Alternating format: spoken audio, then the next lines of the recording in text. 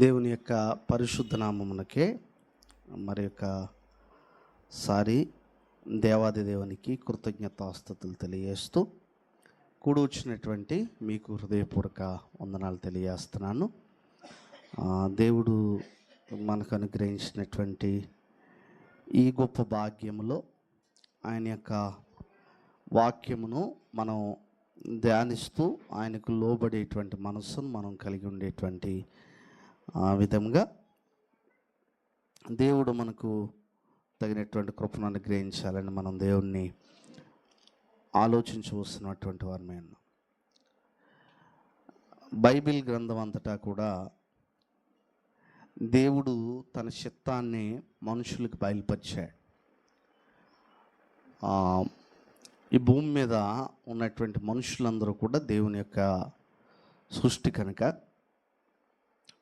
దేవాది దేవుడు యేసుక్రీస్తు ద్వారా మనుషుల్ని మరలా తన యొద్దకు నడిపించుకోవాలనేటువంటి ఉద్దేశంతో దేవుడు చక్కని మార్గాన్ని ఈ భూమి మీద సువార్త ద్వారా ప్రజలకు తెలియజేస్తున్నాడు. అందులో ఒక భాగంగా ఏంటంటే ప్రాముఖ్యమైనటువంటిది భూమి మీద దేవుని కొరకు లేదంటే ఆయన మహిమ కొరకు మానవులు ఎలా తయారవుతారు అనేటువంటి దాని గురించి దేవుడు ఒక సంకల్పాన్ని దేవుడు తన యొక్క చిత్తంలో ఏర్పాటు చేసి ఉంచాడు. మానవులైనటువంటి మనం దేవుని చిత్తాన్ని నెరవేర్చుటకు దేవుడు ఒక ప్రణాళికను తన యొక్క సంకల్పంలో ఏర్పాటు చేసి ఉంచాడు. అది ఏంటనంటే మనం ఆలోచిస్తే ఒక సంఘ క్షేమాభివృద్ధి అవనండి, లేదంటే ఒక సమాజానికి దేవుని చిత్తం తెలియపరచడం అనేటువంటిది అవనండి, ఈ భూమి మీద దేవుని మహిమ కొరకు బ్రతకాలని దానికి దేవుడు వివాహ వ్యవస్థ అనేటువంటిది ఒకటి ఏర్పాటు చేశాడు. సాధారణంగా నేటి కాలంలో సంఘాల్లో కానీ బహుశా వివాహాన్ని గూర్చి లేదంటే కుటుంబమును గూర్చి చాలా ప్రాధాన్యత బైబిల్ గ్రంథంలో చెప్పబడింది. వివాహము కుటుంబము అనేటువంటిది ఒక ఆయన ఒక మాట అన్నాడు. ఏమన్నాడనంటే గాడ్లీ మ్యారేజ్, ఒక దైవ చిత్తానుసారమైనటువంటి వివాహము ఒక దైవ చిత్తానుసారమైనటువంటి కుటుంబాన్ని నిర్మిస్తుంది అనేటువంటి సంగతిని తెలియజేయడం జరిగింది. దైవ చిత్తానుసారమైన కుటుంబాలు దైవ చిత్తానుసారమైనటువంటి జనరేషన్స్ తయారు చేస్తాయనేటువంటి సంగతి కూడా బైబిల్ గ్రంథంలో చెప్పబడింది. ఈ విషయంలో చాలా ఆలోచించవలసినటువంటి వారమైన, ఎందుకంటే ఇది ఒక రకంగా వివాహం కుటుంబం అనేటువంటిది ఒక జనరల్ సబ్జెక్టు అనేటువంటిది మానవులు అనుకుంటున్నారు, కానీ ప్రాముఖ్యమైనటువంటి అంశము అనేటువంటిది బైబిల్ గ్రంథం చూసి మనకు అర్థమవుతూ ఉంటుంది. ఇది చాలా ప్రాముఖ్యమైనటువంటి అంశం. ఎందుకునంటే మొట్టమొదట మనం గమనించవలసినటువంటి గొప్ప సంగతి ఏంటంటే బైబిల్ గ్రంథంలో వివాహ వ్యవస్థను ఏర్పాటు చేసింది ఎవరంటే దేవుడు అనేటువంటి సంగతి మనం మర్చిపోకూడదు. ఇది లోక సంబంధమైనటువంటి మనుషుల యొక్క ఆలోచనలోంచి ఇది పుట్టుకురాలేదు. లోక సంబంధమైనటువంటి విధానాల్లోంచి ఇది పుట్టుకురాలేదు.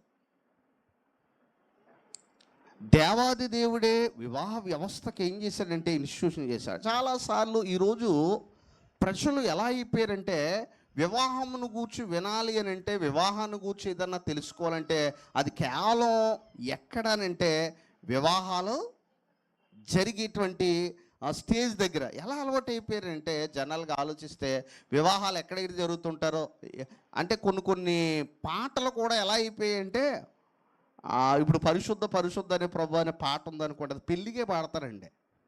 ఇంకా ఆరాధనలో పాడరది, లేదంటే ఎక్కడ కూడా పాడరది. కొన్ని కొన్ని పాటలు ఉంటూ ఉంటాయి, రిబ్బన్ కట్ చేసినప్పుడు ఎప్పుడు పాడుతుంటాయి. అలా కొన్ని కొన్ని పరిమితం చేసేసారు.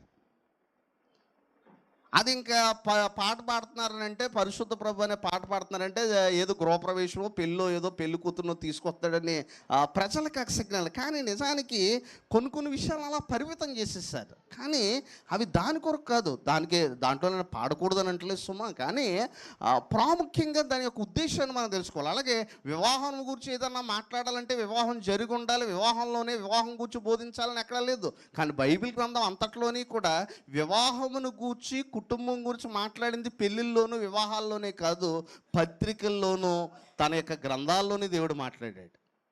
ఇది ప్రతి ఒక్కరూ కూడా గమనించి చూసినటువంటి వివాహాన్ని గూర్చి ఒక సంఘానికి ఒక చక్కని సందేశాన్ని ఖచ్చితంగా మనం దాన్ని అంగీకరించి చూసినటువంటి వారమైన బైబిల్ గ్రంథాల్లో. ఎందుకు అంటే ఇక్కడ ఒక మాట ఉంది, ఆ యొక్క మాట మనం చదువుకున్నాం. ఆది కాండములో మనం ఆలోచించినట్లయితే, ఆది కాండములో అబ్రహామును గూర్చినటువంటి సన్నివేశాన్ని మనం చూసినప్పుడు, అబ్రహాము జీవితంలో నిజంగా ఆలోచించినట్లయితే, అబ్రహాము జీవితంలో మనం ఆలోచిస్తే, అబ్రహాము తన కుమారుడికి వివాహం చేయాలని అనుకున్నాడు. తన కుమారుడికి వివాహం చేయాలని అనుకున్నప్పుడు ఇది చాలా గొప్ప ఆలోచన. ఎందుకంటే బైబిల్ గ్రంథంలో ఒక మాట ఉంది, వివాహం అన్ని విషయంలోనూ ఘనమైంది అనేటువంటి మాట. వివాహం చెయ్యాలి అనేటువంటి ఆలోచన వచ్చినప్పుడు ఎప్పుడన్నా ఆలోచించండి, వివాహం చెయ్యాలన్న ఆలోచన వచ్చినప్పుడు ఎలా ప్రయత్నం చేయాలి? ఇక్కడ విషయం ఏంటంటే, అబ్రహాము ఏ విధంగా ముందుకెళ్ళాడు? వివాహం కూర్చున్నటువంటి విషయం ఇస్సాకు చెయ్యాలని అనుకున్నప్పుడు ఎలా ముందుకు వెళ్ళాడు అని అంటే, తన బాగా భక్తిపరుడు, లేదంటే బాగా దేవుని యందు భయభక్తులు కలిగినటువంటి వాడు ప్రార్థనా పరుడికి ఈ పని అప్పగించాడు. అబ్రహాము జీవితంలో చేసినటువంటి పని ఏంటంటే, బాగా భక్తిపరుడు, లేదంటే అక్కడ ఉన్నటువంటి వారిలో నమ్మకమైనటువంటి దాసుడికి పని చెప్తే, ఆ దాసుడు ఏం చేశాడు? మాటికి కూడా ఏం చేశాడనంటే, ప్రార్థన చేసుకుంటూనే తన ప్రయాణం అంతా కూడా సాగించాడు. ఈరోజు మనం ఆలోచించినట్లయితే, వివాహమును గూర్చి పిల్లలకు వివాహం చేయాలనుకున్నప్పుడు ముఖ్యంగా ఆలోచించవలసిన విషయం ఏంటంటే, తల్లిదండ్రులు లేదంటే వారి బిడ్డలు చేసుకోబోయేటువంటి వారు ఎంతసేపు ప్రార్థనలో గడుపుతున్నారు, ఎంతసేపు బిడ్డల గురించి ప్రార్థన చేయగలుగుతున్నారు. చాలా దుఃఖించి కన్నీళ్ళు కాచి మీ చిత్తం మా కుటుంబం ద్వారా నెరవేరాలని, దేవుని కొరకు ఖచ్చితంగా బ్రతకాలని, దేవుని కొరకు ఒక ఆలోచన కలిగి ఉండాలనేటువంటి ఒక తీర్మానాన్ని ఎన్ని కుటుంబాలు తీసుకోగలుగుతున్నాయి? సాధారణంగా ఒక బైబిల్ పండితుడు ఏం చేశాడనంటే, ఇది నిజంగా మనం ఆలోచించినట్లయితే మన లోకంలోంచి బయటకు రావాలి. ఎందుకంటే లోక విధానం వేరు, క్రైస్తవ విధానం వేరు. క్రైస్తవ విధానం అనేటువంటిది ఇక్కడ విషయం ఏంటంటే, నేను ఆచారాలు సాంప్రదాయాల గురించి నేను మాట్లాడట్లేదు, కానీ ఒక విధానం అనేటువంటిది క్రైస్తవ్యానికి ఉంది. అది దేవుని మహింపరిచేటువంటి విధానం. దేవుడు ప్రతిదాన్ని కూడా ఆ విధానంలో పెట్టాడు. వివాహ విషయాల్లో ఎప్పుడు కూడా గమనించండి, పునాది అనేటువంటిది చాలా ప్రధానమైనటువంటిది. ఈరోజు ఆలోచించినట్లయితే ఒక బైబిల్ పండితుడు ఏం చెప్పాడంటే, సాధారణంగా ప్రస్తుతం ఉన్నటువంటి ప్రపంచం 3 రకాల విషయాలను ఎక్కువగా చూస్తుందట వివాహాల విషయంలో. ఆ 3 కూడా సరి అయినటువంటి వివాహ వ్యవస్థకు పునాదులు కాదు. కాకపోతే 4వ విధానం మాత్రం సరి అయిన వివాహ వ్యవస్థకు పునాది. ఆయన చక్కగా వర్ణించాడు.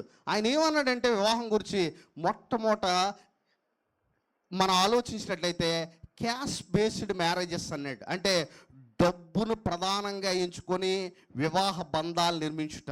అంటే డబ్బు, ఎందుకంటే బైబిల్ గ్రంథంలో ఏముందంటే, ధనాపేక్ష సమస్త కీడులకు మూలమని చెప్తున్నప్పటికీ, క్రైస్తవులు దీన్ని నోటంట మంత్రాల్లా వల్లిస్తున్నప్పటికీ చాలామంది వారి యొక్క వివాహ జీవితాల్లో చేసేటువంటి తప్పిదే. వివాహం అన్ని విషయంలో ఘనమైందని చెప్తున్నప్పుడు ధనాపేక్ష సమస్త కీళ్ళకి ఏమన్నాడు? మూలం అన్నాడు. కానీ చాలామంది వివాహాన్ని ఎక్కడ కట్టాలని ప్రయత్నం చేస్తూ ఉంటారంటే ధనాన్నే ప్రధానంగా ఎంచుకుంటూ ఉంటారు. చాలాసార్లు చూడండి, ఈరోజు అది అయిపోయింది. ఇది లోక సంబంధమైనటువంటి విధానం. బైబిల్లో ఇలాంటి విధానాలు ఎక్కడా కూడా లేవు.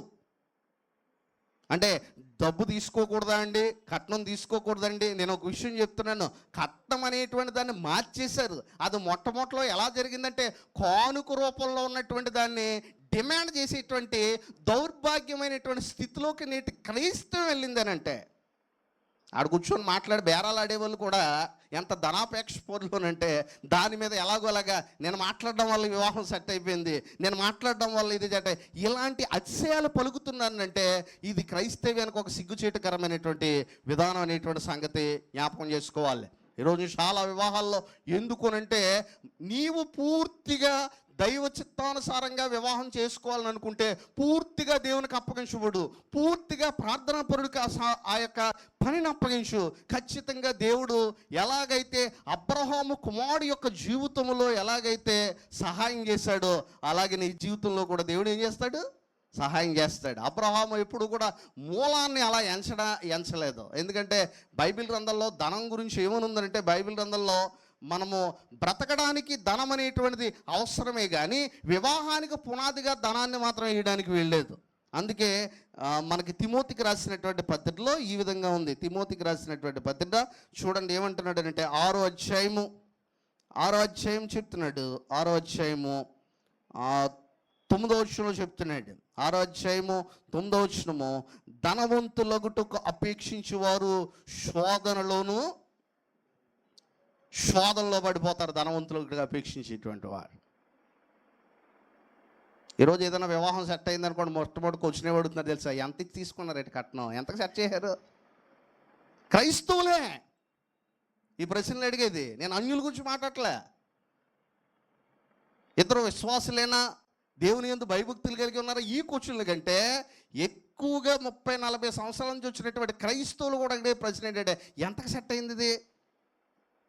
ఏదైనా వివాహాలు అనుకుంటావా లేదంటే గేదెలు బేరం? ఇది ఈ పదం వాడడం సరైందే. ఈ రోజున ఈ విధంగా ఉంటుందంటే ఎప్పటికి ఇంకా ఎంతకాలం తీసుకుంటారు ఈ మనసులు చేంజ్ అవ్వడానికి? ఎంతకాలం తీసుకుంటారు దేవుని చిత్తం చేయడానికి? ఇది ఆలోచించగలగాలి. ఇక్కడ విషయం ఏంటంటే ఇక్కడ ప్రాముఖ్యంగా చెప్పబడినటువంటి మాట, ధనవంతులగుటకు అపేక్షించి వారు ఎక్కడ పడిపోతారట? శోధనలోను. తర్వాత ఏంటంటే అక్కడ ఏమంటున్నాడంటే శోధనలోను, తర్వాత ఏమన్నాడంటే ఊరిలోను, తర్వాత ఏమంటున్నాడు అవివేక యుక్తములను హానికరములైన అనేక దురాశల్లోనూ పడుదురు. అట్టివి మనుషులను నష్టములోను నాశనములోను ఏం చేస్తాయి? ముంచేస్తాయి.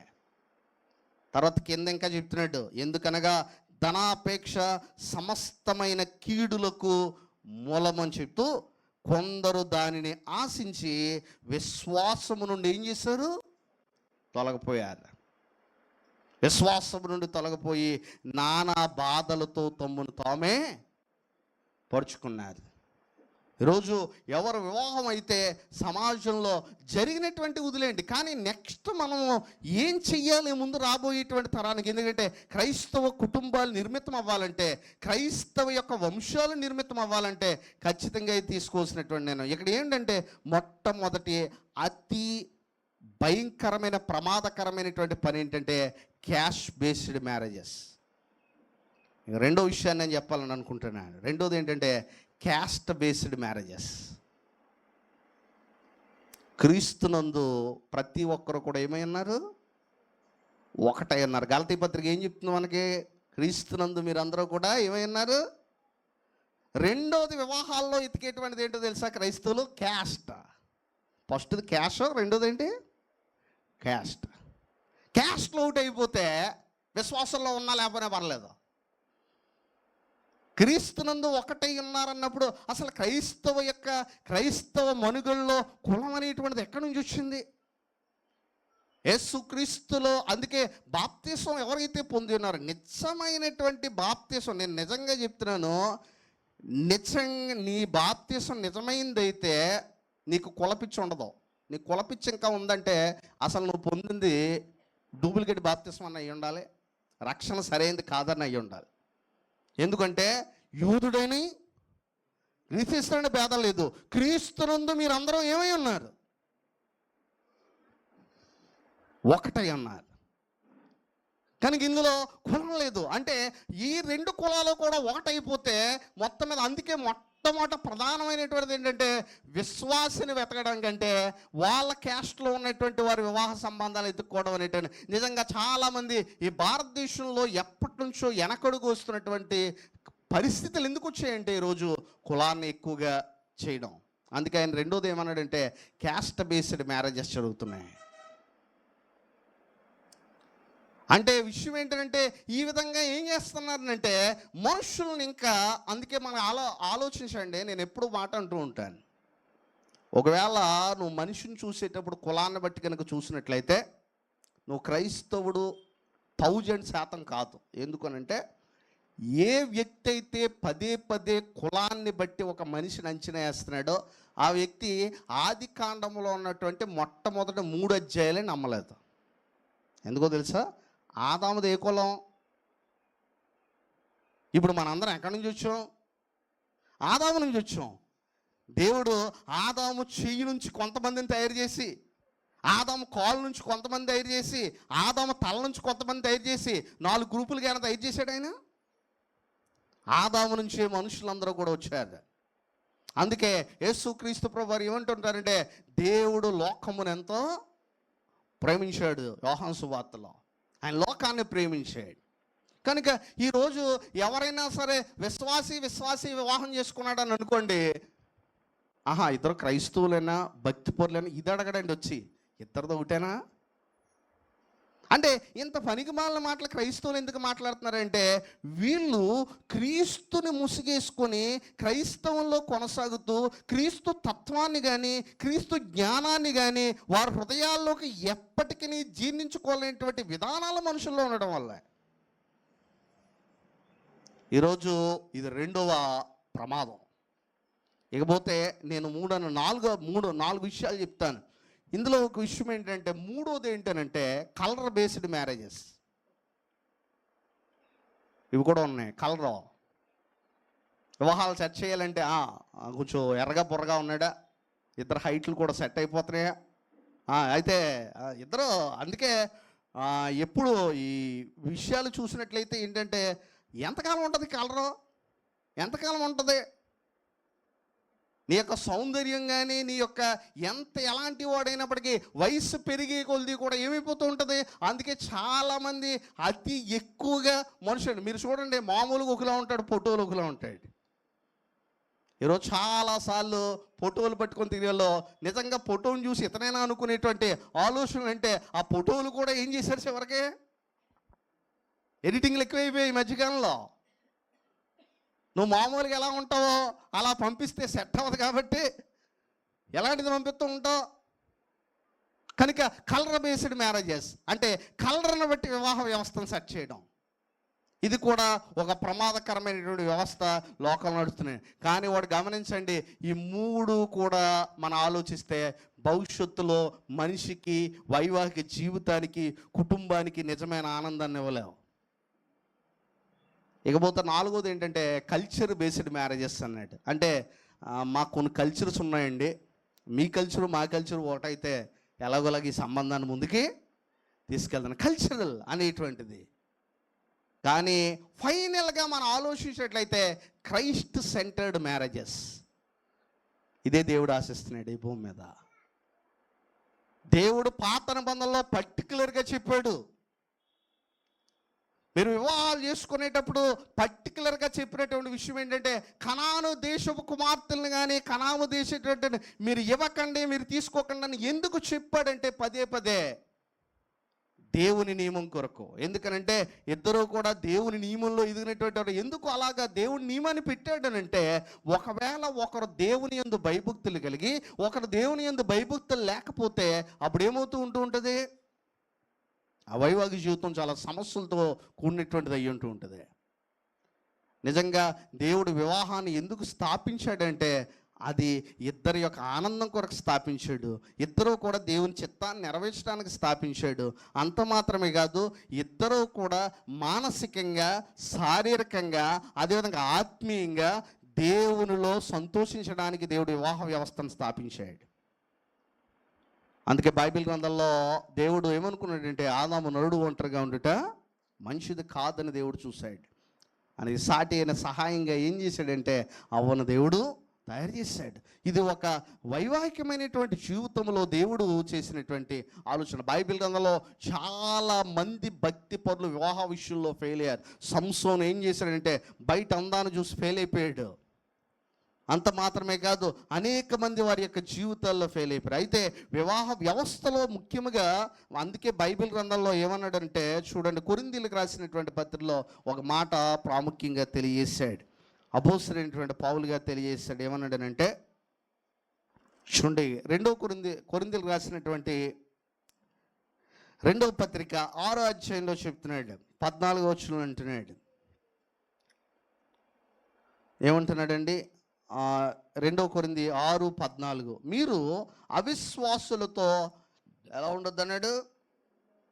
జోడుగా ఉండకండి అన్నాడు. జోడు అంటే జత. చెప్పులు ఎప్పుడైనా సరే రెండు ఒకేలా ఉంటాయి. ఒకవేళ ఎవడన్నా వెళ్ళి అదూటి ఇదూటి ఇవ్వండి అని అడగడు. ఇక్కడ వివాహ విషయంలో జోడు అనేటువంటి మాట మనం ఆలోచించినట్లయితే, కళ్ళజోడును కూడా జోడు ఎందుకంటారంటే అవి రెండు అద్దాలు కాబట్టి, అవి రెండు ఒకేలా ఉంటాయి. అవి మీరు ఇక్కడ ఏమన్నాడంటే మీరు అవిశ్వాసులతో ఎలా ఉండొద్దు అంటున్నాడు? జోడుగా ఉండకండి. అవిశ్వాసులతో ఏం చేయొద్దు అన్నాడంటే జోడుగా ఉండద్దు. అవిశ్వాసులు అనేటువంటి వారు ఏం చేస్తారంటే మన ఆలోచన, సొలొమోను జీవితంలో ఏం చేశాడంటే తను చేసినటువంటి ఎంత గొప్పవాడో తను తీసుకున్నటువంటి నిర్ణయం ఏంటంటే తాను అవిశ్వాసులతో జోడుగా ఉండడానికి ప్రయత్నం చేసి చివరికి దేవుని చేత గద్దించబడినటువంటి సందర్భంలో చూడవచ్చు. తను ఎంత జ్ఞానవంతుడు అయి ఉన్నప్పటికీ సొలొమోను చూసి ఒక విషయం నేర్చుకోవాలి. ఆ విషయం ఏంటంటే సొలొమోనులో చాలామందికి జ్ఞానం ఉండొచ్చు, బైబిల్ గురించి బాగా గ్రిప్ కూడా ఉండొచ్చు. కానీ ఎంచుకునేటప్పుడు చాలామంది చేసేటువంటి విషయాలు ఏంటంటే తర్వాత ఏం చేసుకుంటూ ఉంటుంటారు. చాలాసార్లు ఏం తర్వాత మార్చుకుంటారండి. ఎప్పుడు తర్వాత అంటే ఎప్పుడు? మీకు సంగతి తెలుసా? తర్వాత మార్చుకుంటామని మొదలెట్టిన వాళ్ళు 195 మంది వీళ్ళే మారిపోయిన వాళ్ళు ఉన్నారు. అంటే విషయం ఏంటంటే ఇక్కడ ప్రాముఖ్యమైనటువంటి సంగతి ఏంటంటే దేవుని కూడా సంతోష పెట్టాలి కాబట్టి తర్వాత మార్చుకుంటారులేండి అనేటువంటి ఒక చిన్న మాట తప్ప ఒక ఖచ్చితమైనటువంటి నిర్ణయాన్ని ఇందులో తీసుకోగలిగారు. అయితే వివాహ వ్యవస్థలో సరే ఇప్పుడు దేవుని చిత్త ప్రకారంగా ఒకడు వివాహంలో కట్టబడి, అందుకే బైబిల్ గ్రంథంలో మాట ఉంది, యెహోవా ఇల్లు కట్టించిన ఎళ్ళ దాని కట్టువారు ప్రయాసం ఏమన్నాడు? వెంటనే అక్కడ మామూలు ఇల్లు గురించి మాట్లాడతలేదు, కానీ ఒక కుటుంబం అనేటువంటి విధానం గురించి అక్కడ మాట్లాడబడుతుంది. యెహోవా ఇల్లు కట్టే, యెహోవా యొక్క ఆలోచన ఉండాలి, దేవుని యొక్క ఆలోచన ఉండాలి. ఈ విషయాల్లో మన ఆలోచన దేవుని యొక్క ఆలోచనలో ఉండాలి. అలా ఉన్నట్లయితేనే మనము దేవుని కొరకు నమ్మకమైనటువంటి వారంగా మనం చూస్తూ ఉంటాం. ఒక ప్రాముఖ్యమైనటువంటి విషయాన్ని మనం చూసేటువంటి ప్రయత్నం చేద్దాం. అదేంటంటే ఒకవేళ దైవ చిత్తానుసారంగా వివాహాలు కనుక కట్టబడినట్లయితే అవి ఖచ్చితంగా ఏమై ఉండాలంటే దేవుని యొక్క విషయాల్లో ప్రాముఖ్యంగా వాటిల్లో కొన్ని లక్షణాలు అనేటువంటివి తరచుగా మనం చూడవలసినటువంటి వారు అన్నాం. మొట్టమొదటిగా మనం ఆలోచించినట్లయితే ఇక్కడ కొన్ని లక్షణాలని, అంటే ఎవరైతే దేవుని చిత్తానుసారంగా కట్టబడి ఉన్నారో వారు వారి యొక్క వైవాహిక జీవితంలో, ఈ వైవాహిక జీవితంలో ఉండేటువంటి వారిలో ప్రాముఖ్యంగా 4 విషయాలు ఎప్పుడు ఉండాలి. ఆ 4 విషయాలు ఏంటంటే మొట్టమొదటిగా నేను చెప్తున్నాను ఏంటంటే మొట్టమొదటిగా ప్రార్థన ఇద్దరు చేయగలగాలి.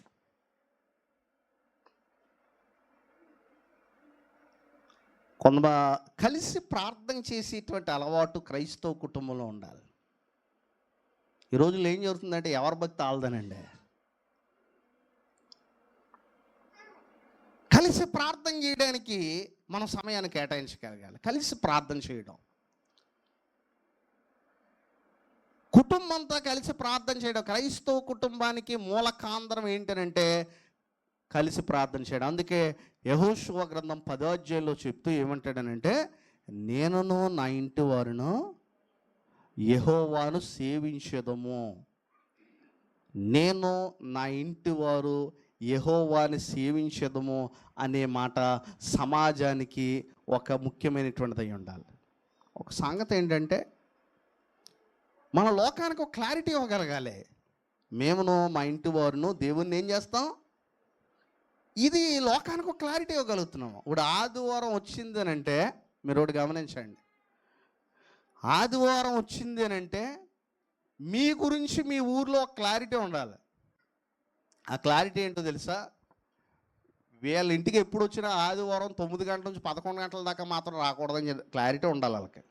వాళ్ళకి ఆ క్లారిటీ లేదంటే దాని అర్థం ఏంటంటే, నువ్వు ఎప్పుడు పడితే అప్పుడు ఏం చేస్తావు, చుట్టాలు వచ్చారంటే ఆరాధన మానేస్తావు, బంధువులు వచ్చారంటే ఆరాధన మానేస్తాం, ఏదన్నా ఉందంటే ఆరాధన మానేస్తాం. నీ గురించి ఒక క్లారిటీ ఉండాలి వాళ్ళకి. వీళ్ళకి ఇంటికి 9 నుంచి 11 గంటల దాకా రాకూడదు. ఏంటంటే ఎక్కడికైనా వేరే చోటకి వేరే ప్రాంతాల్లో మీరు ఆరాధిస్తూ ఉన్నట్లయితే అక్కడ కూడా క్లారిటీ వాళ్ళు 9 నుంచి 11 గంటలు రాగలరు. ఎందుకంటే వారు ఆ టైంలో వారి దేవుణ్ణి ఏం చేస్తారు, వాళ్ళు ఆరాధిస్తారు.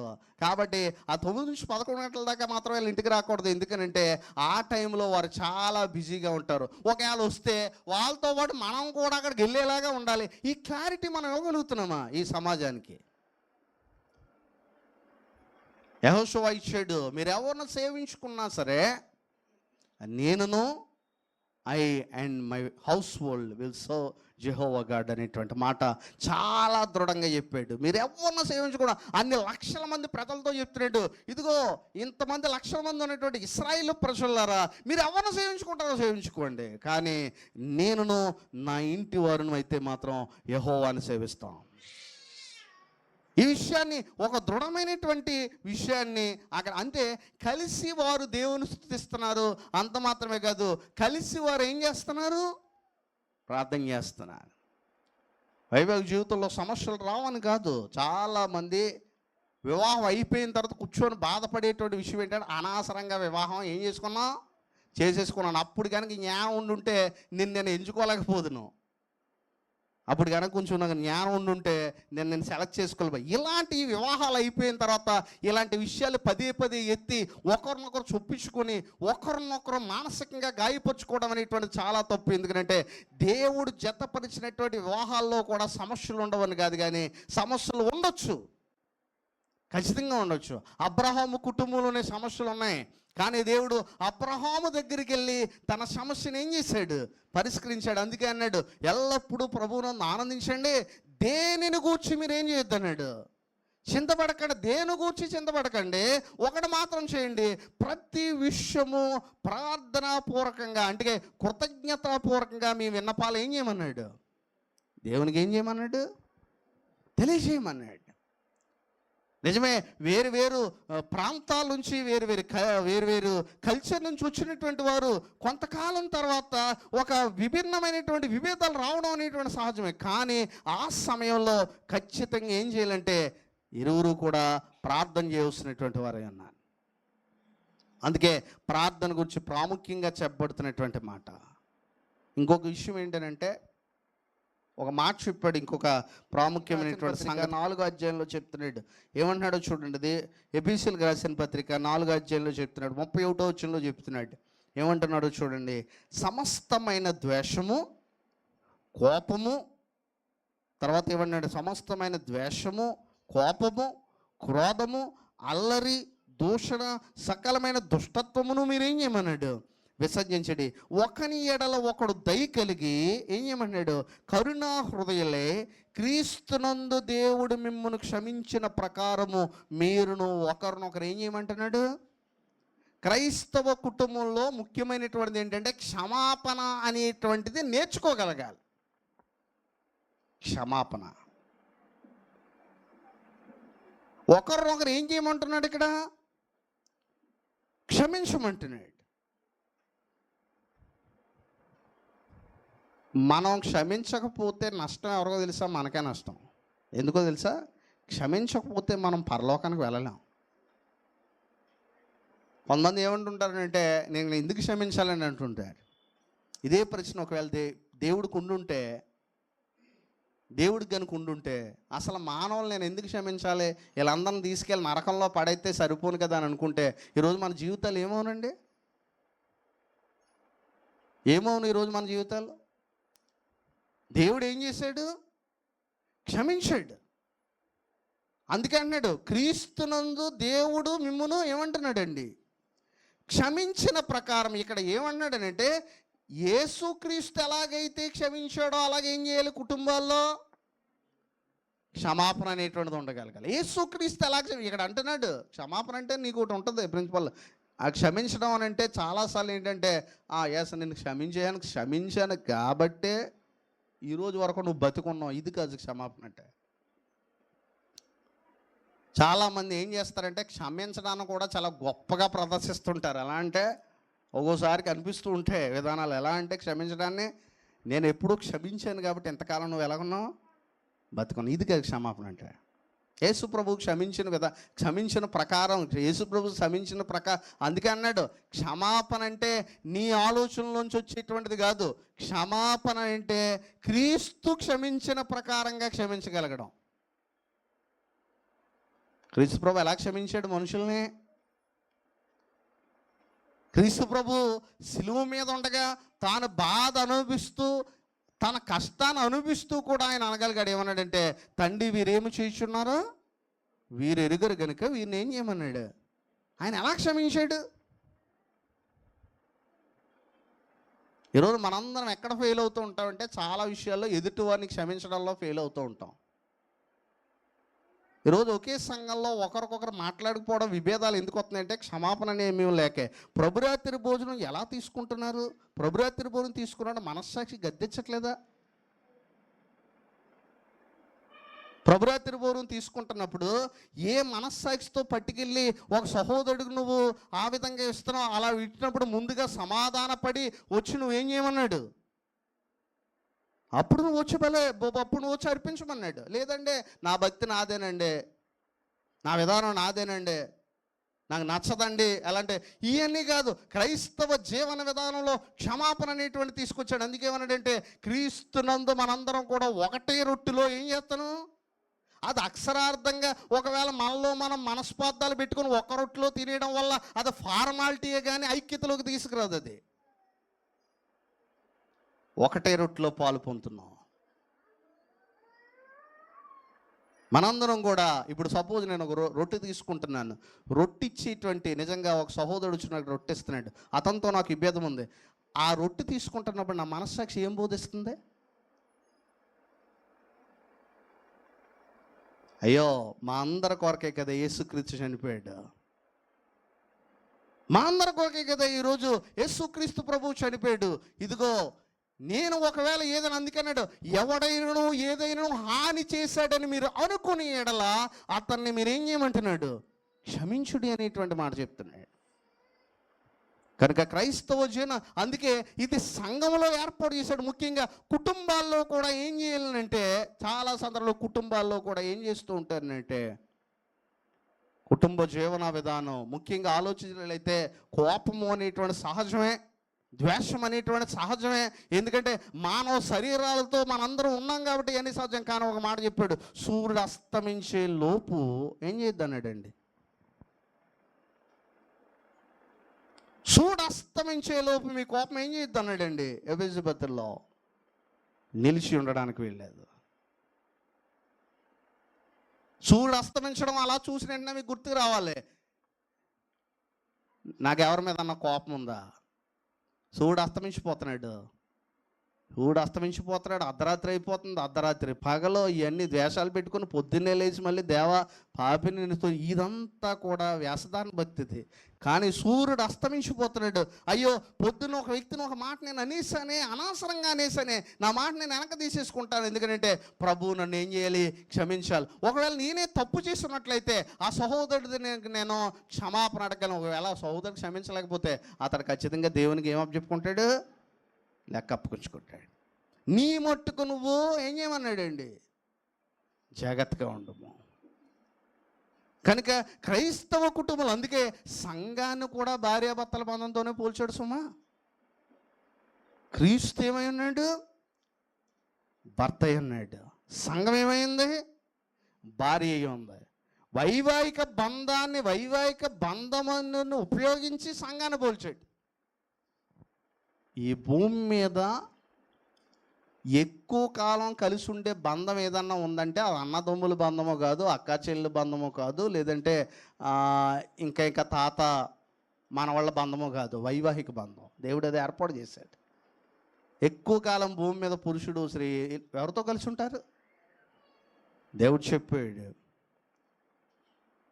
అలాగనే సంఘం గురించి కూడా చెప్పాడు. ఏమన్నాడంటే సంఘానికి భర్త ఎవరంటే క్రీస్తు. అందుకే క్రీస్తు కూడా సంఘమును ప్రేమించి అది కలంకమైనను ముడతైనను అట్టిది మరి ఏదేనో లేక తన కోసము ఏం చేస్తున్నాడంటే అండి, దానిని ఏం చేసుకుంటున్నాడు, ఆయన తన వాక్యము ద్వారా పవిత్రపరుచుకుంటున్నాడు. వాక్యం ద్వారా పవిత్రపరుస్తున్నాడు. కనుక సంఘం గురించి అందుకే ఏమన్నాడంటే ప్రేమ గురించి చెప్తూ ఉన్నాడు. అందుకే ముఖ్యమైనటువంటిది ఏంటంటే వాక్యములో ఉండడం, ప్రార్థనలో ఉండడం, క్షమాపణ నియమంలో ఉండడం. అంత మాత్రం కాదు, ముఖ్యంగా మనం ఆలోచించినట్లయితే క్షమాపణలో ఉండడం, అలాగనే ప్రేమ కలిగి ఉండటం. ఏమన్నాడంటే ప్రయాసపడండి. వైవాహిక బంధంలో కూడా చెప్పాడు. అంత మాత్రం కాదు, మళ్ళీ కుటుంబ విషయంలో కూడా ఏం చేశాడనంటే ప్రేమ కలిగి ఉండటం ఏం చేయమన్నాడు, ప్రయాసపడండి. మన శుక్రవారం బైబిల్ తరగతిలో మనం చెప్పుకున్నాం, ప్రేమ కలిగి ఉంటే ఇతరులను వెళ్ళి ప్రోత్సహించగలిగేటువంటి ప్రేమ ఉన్నట్లయితే ఏదన్నా సహోదరుడు మంచి పని చేస్తే పనిగట్టుకొని వెళ్ళి నువ్వేం చేస్తావు, దాన్ని మెచ్చుకుంటావు, దాన్ని ప్రోత్సహిస్తావు. ఇది చేయగలగాలి.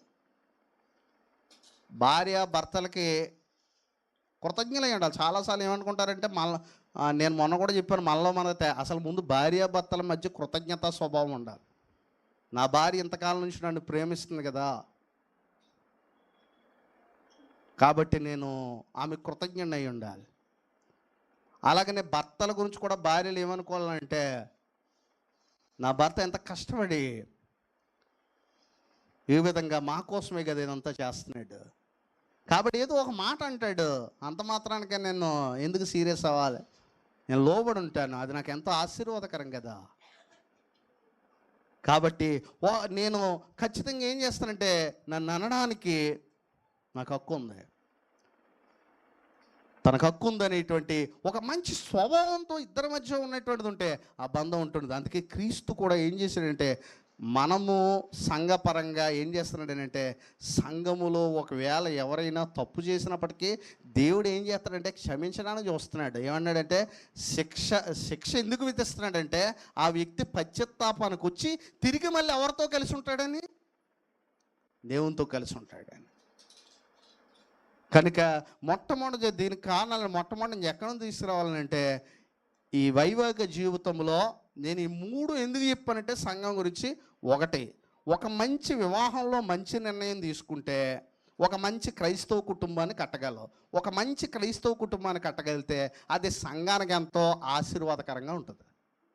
అప్పుడు సంఘము ద్వారా దేవుడికి ఏం కలుగుతుంది, మహిమ కలుగుతుంది. కాబట్టి ఈ 3 విషయాల్లో మనము దేవుని కొరకు నమ్మకం కలిగినటువంటి వారమై ఉండుటకు దేవుడు తన కృపను మన ఎళ్ళ విస్తరింప చేయలాగిన మనం ప్రార్థన చేద్దాం.